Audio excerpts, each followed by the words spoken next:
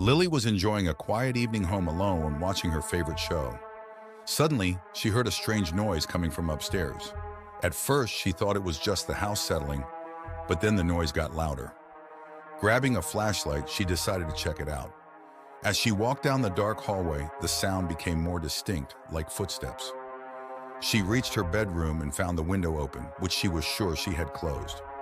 Suddenly, she heard footsteps behind her and turned around quickly. Nothing was there, but she could see a shadowy figure lurking just out of sight. Terrified, she ran downstairs and called her parents, her heart racing. When the police arrived, they found no one, but they did find muddy footprints leading from the window.